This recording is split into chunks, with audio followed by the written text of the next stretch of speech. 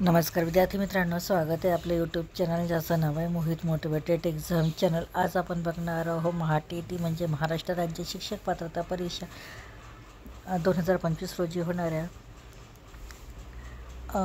मागील विभागातील प्रश्न। हा प्रश्न सेट आहे 2017 मधील पेपर 2 आहे 6 ते 8 वर्गासाठी।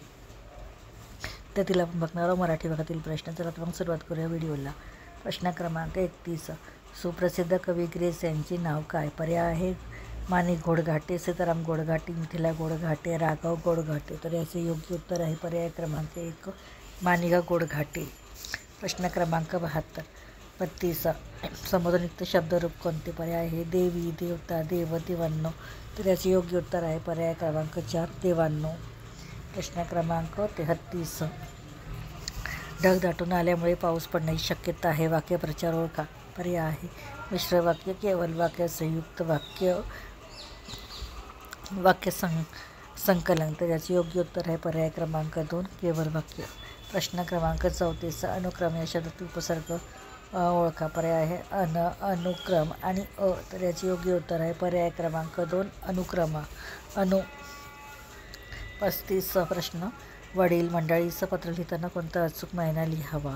पर्याय आहे तीर्थस्वरूप, तीर्थरूप, तीर्थस्वरूप। तर योग्य उत्तर आहे पर्याय क्रमांक 4 तीर्थस्वरूप। प्रश्न क्रमांक 36, पुस्तक या शब्दातील अचूक लघु गुरुक्रम ओळखा। पर्याय आहे गुरु लघु लघु, गुरु गुरु लघु, गुरु गुरु गुरु, लघु लघु लघु। तर याचे योग्य उत्तर आहे पर्याय क्रमांक 1 पर्याय गुरु लघु लघु। प्रश्न क्रमांक 37, मराठी वर्णमाला किती स्वरादी आहेत? पर्याय आहे 1, 2, 12 आणि 48। तर याचे योग्य उत्तर आहे पर्याय क्रमांक 2 2।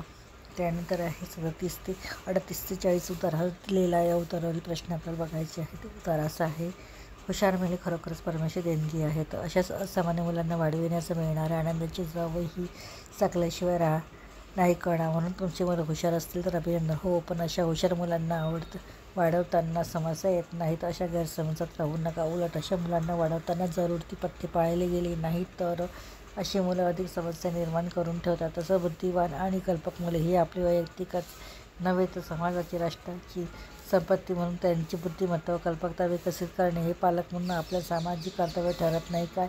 म्हणून अशा हुशार मुलांच्या नशिबांवर म्हणजे त्या लेख प्रपंच त्यावर आधारित प्रश्न बघूया उत्तरावर।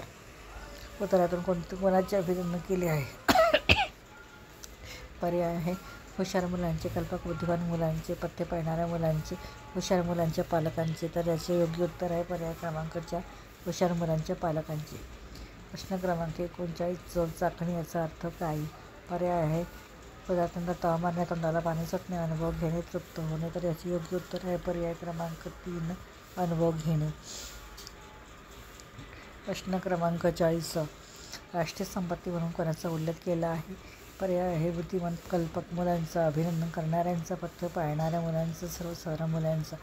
तर याचे योग्य उत्तर आहे पर्याय क्रमांक 1 बुद्धिमान कल्पक मुलांचं।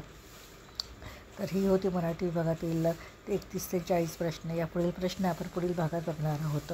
व्हिडिओ आवडल्यास व्हिडिओला लाईक करा, कमेंट्स करा, जास्तीत जास्त व्हिडिओ शेअर करा जेणेकरून इतर विद्यार्थ्यांना देखील या व्हिडिओचा फायदा होईल आणि चॅनलला सबस्क्राईब करायला विसरू नका।